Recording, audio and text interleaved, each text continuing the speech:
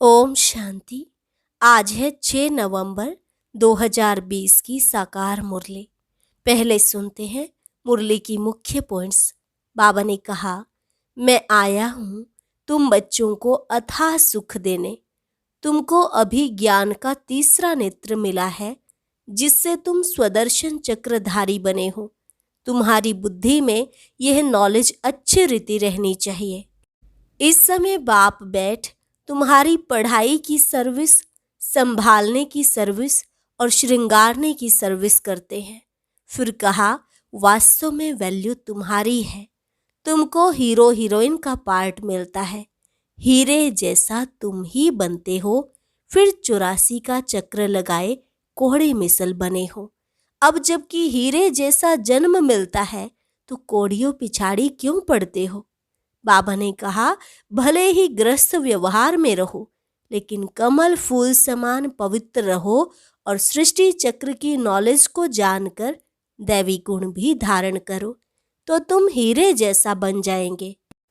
21 जन्म के लिए अभी तुम्हारा ट्रांसफर नई दुनिया में हो रहा है। तन मन धन सब प्रभु के आगे अर्पण करना चाहिए। यह एक खेल है जिसमें बाप वर्षा देते हैं, रावण श्राप देते हैं। और लास्ट में बाबा ने कहा, इस लक्ष्मी नारायण के चित्र को बहुत महत्व देना है। प्रदर्शनी म्यूजियम में बहुत सर्विस करनी है। बैज पर तुम खूब सर्विस कर सकते हो। तुम्हारा यह सब है अर्थ सहित बैजेस। यह तो जियदान देने वाला चित्र है। अब सुनते हैं महावाक्यों को विस्तार से। मुरली का सार। मीठे बच्चे, तुम अभी गोडली सर्विस पर हो। तुम्हें सबको सुख का रास्ता बताना है। स्कॉलरशिप लेने का पुरुषार्थ करना है। प्रश्न, तुम बच्चों की बुद्धि में जब ज्ञान की अच्छी धारणा हो जाती है तो कौन सा डर निकल जाता है?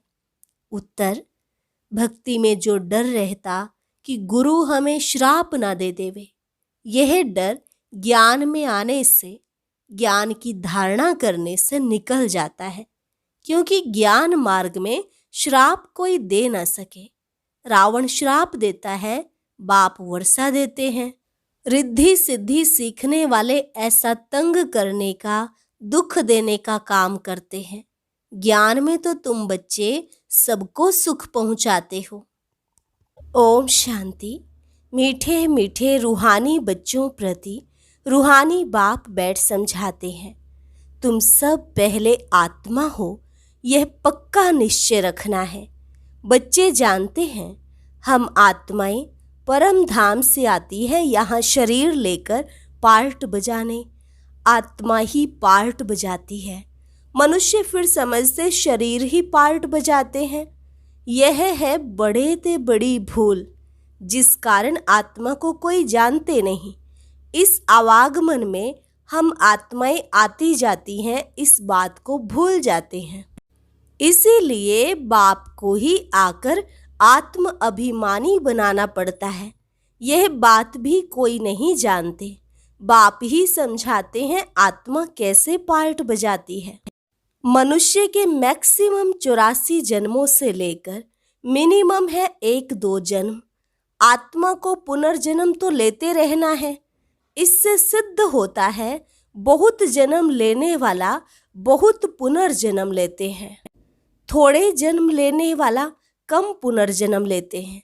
जैसे नाटक में कोई का शुरू से पिछाड़ी तक पार्ट होता है, कोई का थोड़ा पार्ट होता है। यह कोई मनुष्य नहीं जानते। आत्मा अपने को ही नहीं जानती तो अपने बाप को कैसे जाने? आत्मा की बात है ना, बाप है आत्माओं का। कृष्ण तो आत्माओं का बाप है नहीं। कृष्ण को निराकार तो नहीं कहेंगे, साकार में ही उनको पहचाना जाता है। आत्मा तो सबकी है। हर एक आत्मा में पार्ट तो नूंधा हुआ है। यह बातें तुम्हारे में भी नंबरवार पुरुषार्थ अनुसार हैं, जो समझा सकते हैं। अभी तुम बच्चे जानते हो हम आत्माओं ने 84 जन्म कैसे लिए हैं। ऐसे नहीं कि आत्मा सो परमात्मा, नहीं। बाप ने समझाया है हम आत्माएं पहले सो देवता बनते हैं, अभी पतित तमो प्रधान है, फिर सतो प्रधान पावन बनना है। बाप आते ही तब हैं जब सृष्टि पुरानी हो जाती है। बाप आकर पुरानी को नया बनाते हैं, नई सृष्टि स्थापन करते हैं। नई दुनिया में है ही आदि सनातन देवी देवता धर्म। उन्हों के लिए ही कहेंगे, पहले कलयुगी शूद्र धर्म वाले थे, अब प्रजापिता ब्रह्मा के मुख वंशावली बन ब्राह्मण बने हो, ब्राह्मण कुल में आते हो। ब्राह्मण कुल की डायनेस्टी नहीं होती, ब्राह्मण कुल कोई राजाई नहीं करते हैं। इस समय भारत में न ब्राह्मण कुल राजाई करते हैं, न शूद्र कुल राजाई करते हैं, दोनों को राजाई नहीं है। फिर भी उनका प्रजा पर प्रजा का राज्य तो चलता है। तुम ब्राह्मणों का कोई राज्य नहीं है। तुम स्टूडेंट पढ़ते हो, बाप तुमको ही समझाते हैं यह 84 का चक्र कैसे फिरता है। सतयुग, त्रेता, द्वापर, कलयुग, फिर होता है संगम युग। इस संगम युग जैसी महिमा और कोई युग की है नहीं। यह है पुरुषोत्तम संगम युग।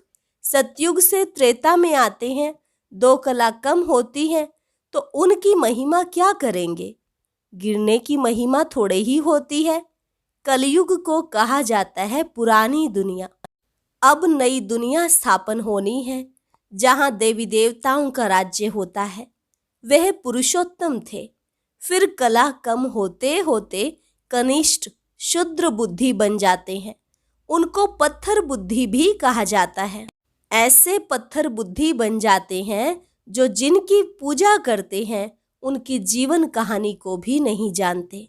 बच्चे बाप का जीवन ना जाने तो वर्षा कैसे मिले। अभी तुम बच्चे बाप के जीवन को जानते हो, उनसे तुमको वर्षा मिल रहा है। बेहद के बाप को याद करते हो। तुम मात पिता हम बालक तेरे कहते हो तो जरूर बाप आया होगा, तब तो सुख घनेरे दिए होंगे ना। बाप कहते हैं मैं आया हूँ, अथाह सुख तुम बच्चों को देता हूँ।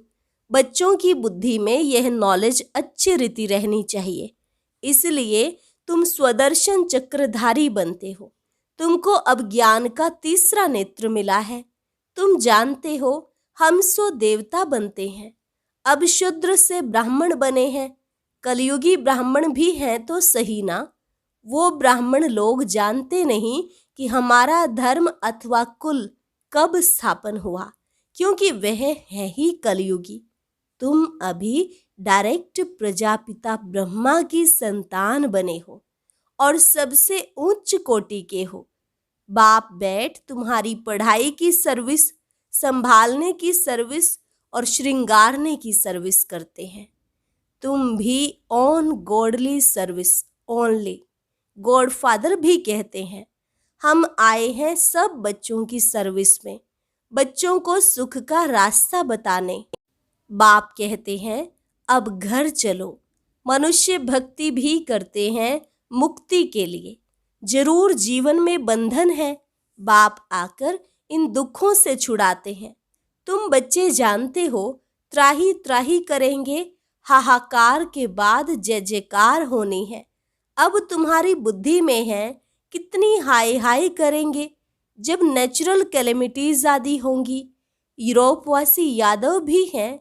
बाप ने समझाया है यूरोपवासियों को यादव कहा जाता है। दिखाते हैं पेट से मूसल निकले फिर श्राप दिया।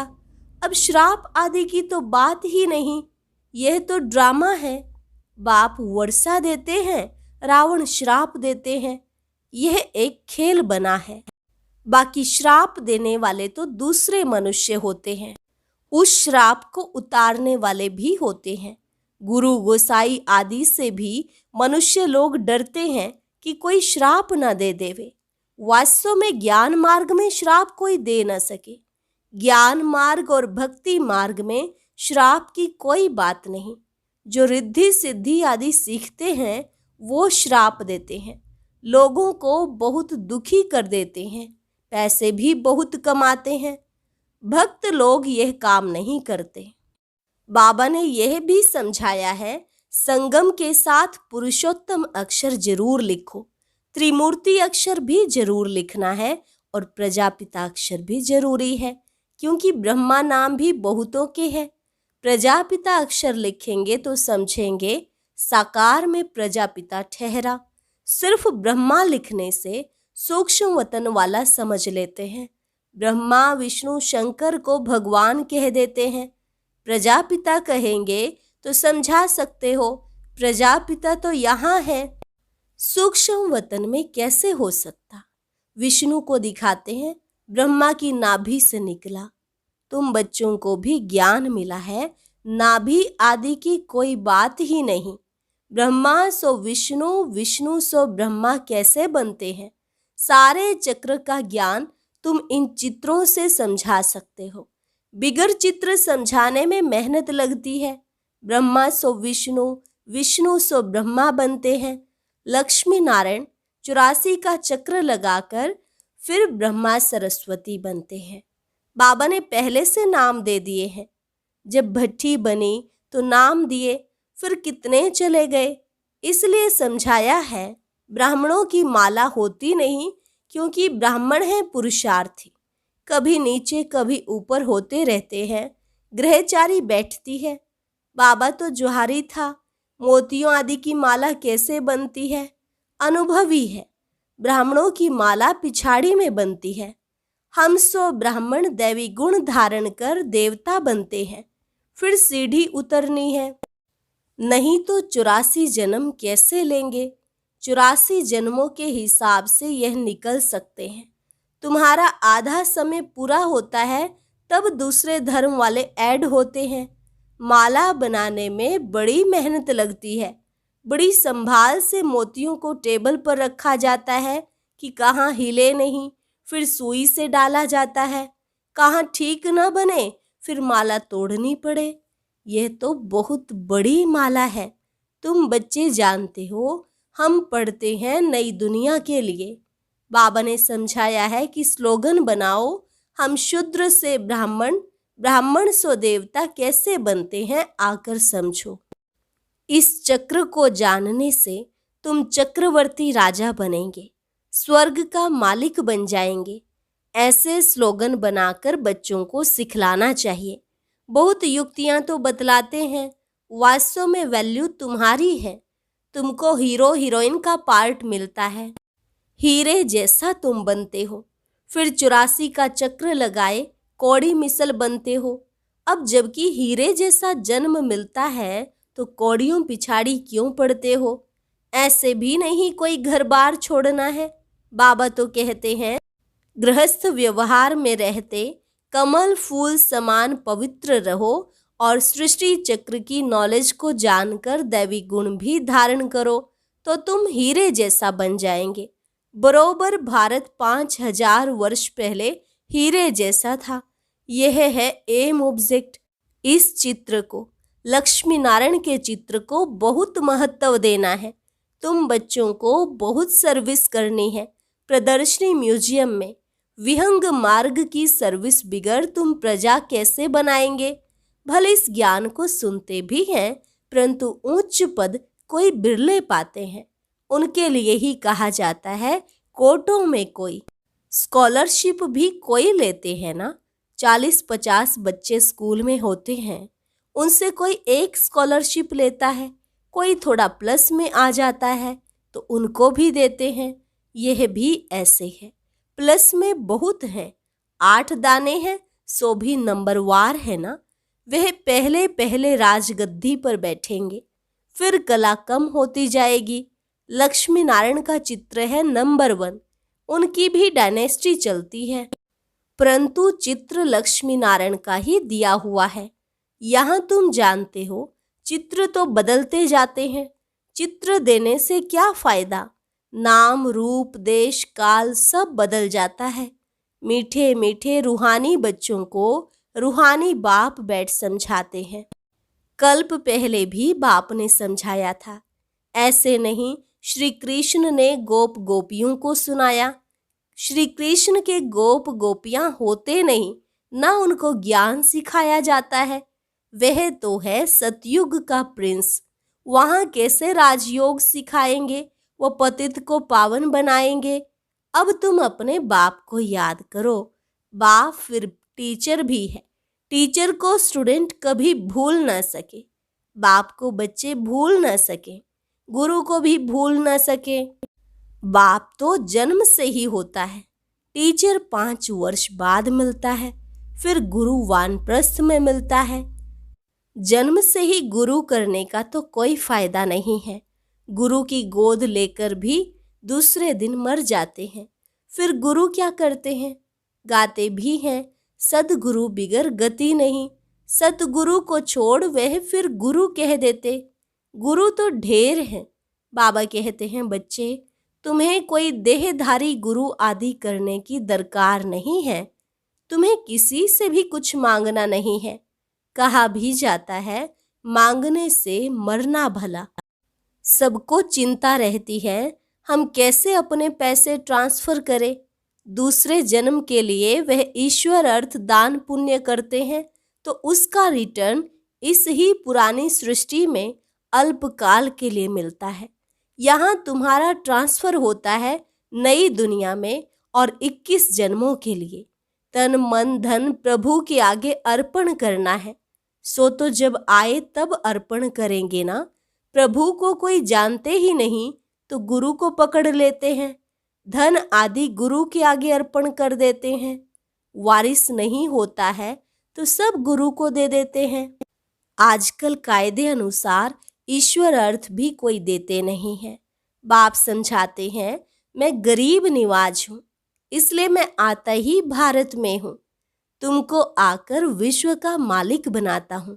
डायरेक्ट और इनडायरेक्ट में कितना फर्क है वह जानते कुछ भी नहीं।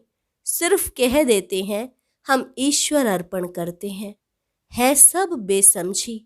तुम बच्चों को अब समझ मिलती है तो तुम बेसमझ से समझदार बनते हो।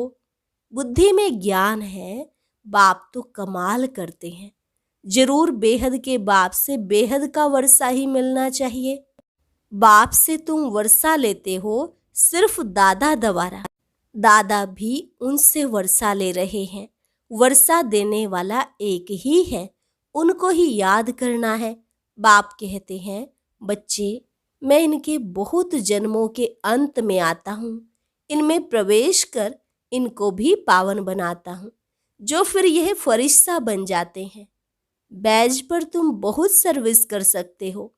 तुम्हारा ये सब है अर्थ सहित बैजेस। ये तो जियदान देने वाला चित्र है। इनकी वैल्यू का किसको भी पता नहीं है। और बाबा को हमेशा बड़ी चीज पसंद आती है जो कोई भी दूर से ही पढ़ सके।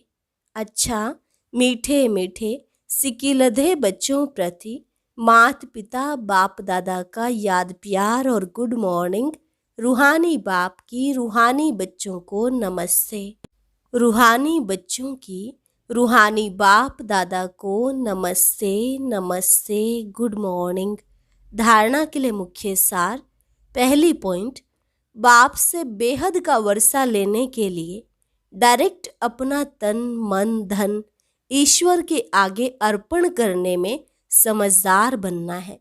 अपना सब कुछ 21 जन्मों के लिए ट्रांसफर कर लेना है। दूसरा, जैसे बाप पढ़ाने की, संभालने की और श्रृंगारने की सर्विस करते हैं, ऐसे बाप समान सर्विस करनी है। जीवन बंध से निकाल सबको जीवन मुक्ति में ले जाना है। वरदान, सर्व खजानों की इकोनॉमी का बजट बनाने वाले महीन पुरुषार्थी भव।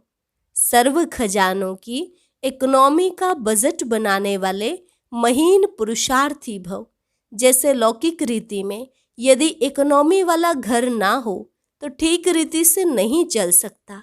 ऐसे यदि निमित्त बने हुए बच्चे इकोनॉमी वाले नहीं हैं तो सेंटर ठीक नहीं चलता।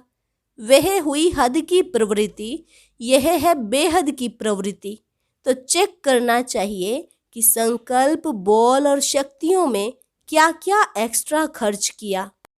जो सर्व खजानों की इकोनॉमी का बजट बनाकर उसी अनुसार चलते हैं, उन्हें ही महीन पुरुषार्थी कहा जाता है। उनके संकल्प, बोल, कर्म व ज्ञान की शक्तियाँ कुछ भी व्यर्थ नहीं जा सकती। स्लोगन, स्नेह के खजाने से माला माल बन सबको स्नेह दो और स्नेह लो। स्नेह के खजाने से माला माल बन सबको स्नेह दो और स्नेह लो। ओम शांति। आज की अव्यक्त मुरली जरूर सुने। उसके लिए ऊपर दिए गए बॉक्स को टच करें।